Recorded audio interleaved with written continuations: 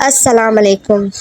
مفکر اسلام امام احمد رضا خان بت پرستی کے آغاز اور اس کے اثرات سے متعلق فرماتے ہیں کہ دنیا میں بت پرستی کی ابتدا کیوں ہوئی کہ سائلین کی محبت میں اس کی تصاویر گھروں اور مساجد میں رکھی گئی، ان سے لذت عبادت کی تائید سمجھی، پھر آہستہ آہستہ وہی معبود ہو گئے۔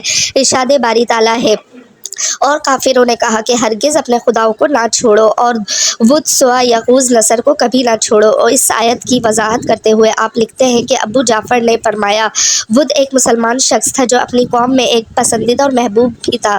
جب وہ مر گیا تو سرزمین بابل میں لوگ اس کی قبر کے آس پاس جمع ہوئے اور اس کی جدائی پر بے قرار ہوئے۔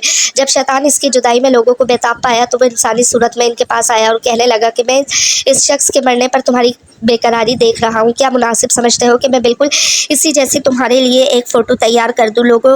لوگ اس کی طرف متوجہ ہو گئے اور اس کا تیار کردہ فوٹو دیکھ کر اسے یاد کرتے رہے۔ راوی نے کہا کہ اس کی اولاد نے یہ دور پا لیا، پھر وہ دیکھتے رہے اور جو ان کے بڑے کرتے رہے، پھر نسل آگے بڑھی اور آنے والی نسلوں نے اسے اپنا خدا بنا لیا اور اللہ کو چھوڑ کر اس کی عبادت میں مصروف ہو گئے۔ الشیخ احمد رضا خان بخاری میں سے حدیث نقل کرتے ہیں کہ جب ان لوگوں میں کوئی نیک صالح آدمی مر جاتا تو اس کی قبر پر مسجد تعمیر کرتے، پھر اس کی تصویر کو اس میں سجاتے، وہی اللہ تعالیٰ کی بدترین مخلوق ہے۔ رسول اللہ نے اپنی اوقات اقدس کے مرض میں فرمایا، یہود و نصار پر اللہ تعالیٰ کی لعنت ہو، انہوں نے اپنے انبیاء کی قبروں کو محل سجدہ بنا لیا، اور فرمایا ایسا کرنے والے اللہ عز و جل کے نزدیک روز قیامت تک بدترین مخلوق ہے۔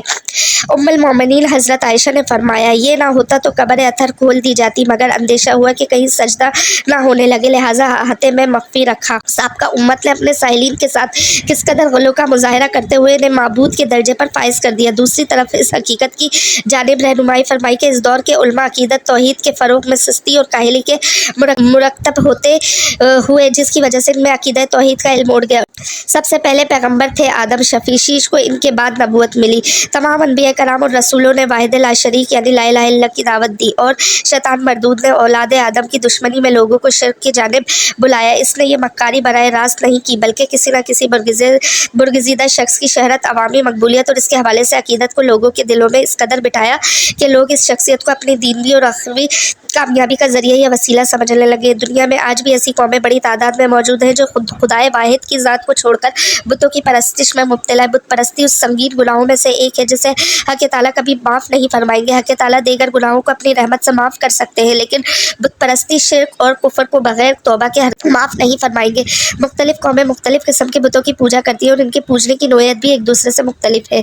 ہر ایک کی طرز عبادت جدا ہوتی ہے، لیکن سوال یہ پیدا ہوتا ہے کہ دنیا میں بت پرستی کی ابتدا کیسے ہوئی؟ سب سے پہلے کس نے شروع کی؟ بت پرستی کا آغاز کیسا ہوا؟ اس کے متعلق جاننے سے قبل یہ جان لیں کہ بت پرستی کیا ہوتی ہے۔ بت پرستی میں لوگ کسی شخص یا شبیہ کی ظاہری شکل و صورت، لکڑی، دھات، پتھر یا مٹی وغیرہ بنا کر اسے معبود گرانتے ہیں اور اسے اپنی حاجت روا، مشکل کشا اور خدا سمجھتے ہیں۔ اس کو راضی کرنے کے لیے اس کی عبادت اور پرستش کرتے ہیں۔ اب ہم سوال کے اصل جزو کی طرف آتے ہیں کہ بت پرستی کی ابتدا کب ہوئی؟ بت پرستی کی تاریخ بہت قدیم ہے اور اس کی ابتدا اس طرز پر ہوئی کہ حضرت نوح علیہ السلام کی قوم کے جو نیک اور صالح افراد تھے، ان کی وفات کے بعد لوگ بطور یادگار ان کی مورتیاں تراش کر ان کو اپنے بزرگوں کا نام دے دیتے تھے، مثلاً وود، شوا، یعوق اور نصر، لیکن ان کی عبادت نہیں کرتے تھے۔ پھر رفتہ رفتہ لوگوں میں جہالت اور بے دینی عام ہوتی گئی اور انہوں نے ان مورتیوں کو معبود کا درجہ دینا شروع کر دیا۔ یوں بت پرستی کی ابتدا ہوئی۔ بخاری شریف میں روایت موجود ہے کہ حضرت نوح علیہ السلام کی قوم کے نیک لوگوں کی جب وفات ہو گئی تو شیطان نے ان کی قوم کے دل میں یہ بات ڈال دی کہ ان کی مجلس میں جہاں وہ بیٹھتے ہیں ان کے بت نصب کر دیں اور ان بتوں کے نام اپنے نیک لوگوں کے نام پر رکھ دیں۔ چنانچہ ان لوگوں نے ایسا ہی کیا۔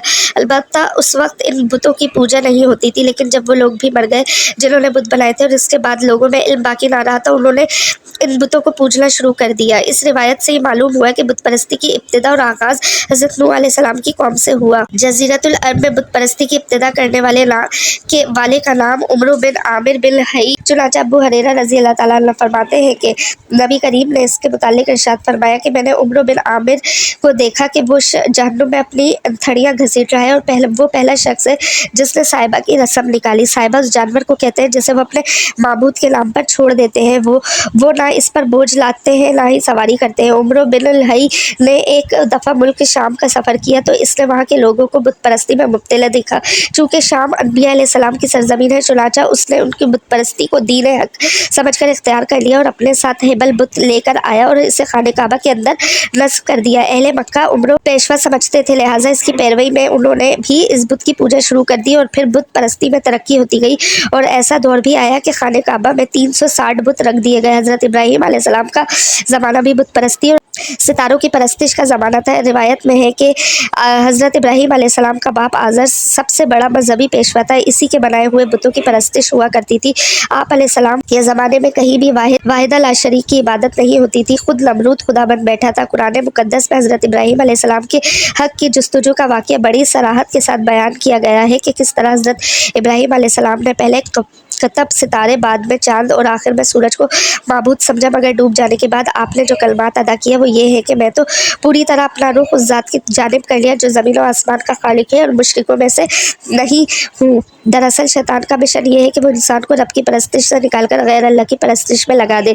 ज़माने कदीम से हिंदुस्तान बुत परस्ती का मरकज़ रहा है और पूरी दुनिया में सबसे ज़्यादा यानी 1 अरब से ज़ायद हिंदू अपने हाथों से तराशे हुए देवी देवताओं की पूजा करते हैं। ये देवमालाई किस्से कहानियों पर मुश्तमिल अकल से मारवा मजहबी दास्तानें हैं और दीनी तालीमात के आला दर्जे के हिंदू भी बंदर, सांप, चूहे और पत्थर की मूर्तियों के अलावा शिव भगवान और पार्वती की पूजा करते हैं। अब तो आए दिन शब्दाबाज शख्सियात को भगवान समझकर पूजा कर दी जाती है, हत्ता के मशहूर अदाकार अमिताभ बच्चन की भी पूजा शुरू हो गई है और इसके नाम से मुंबई में मंदिर भी बना लिया गया। अल्लाह ताला ने कुरान मजीद में शिर्क को जुल्म अजीम और नाकाबिल माफ़ी गुनाह करार दिया है। अल्लाह का ज़ाती नाम सिर्फ नाम अल्लाह है, बाकी तमाम 99 नाम सिफाती नाम है। अल्लाह के सिवा कोई माबूद नहीं है और ना ही किसी को अपने ज़ाती इख्तियारात हासिल है। बंदे के पास जो कुछ भी है वो अल्लाह का बख्शा हुआ है और वो जब चाहता है सल्ब कर लेता है। बुत परस्ती की इब्तिदा किसी भी हवाले से हो जाती है। किसी शख्स की शोहरत मकबूलियत की वजह से लोग इसकी कदर व मंजिलत करने के साथ साथ इसकी मोहब्बत व अकीदत में इस कदर मुब्तला हो जाते हैं कि इसकी हर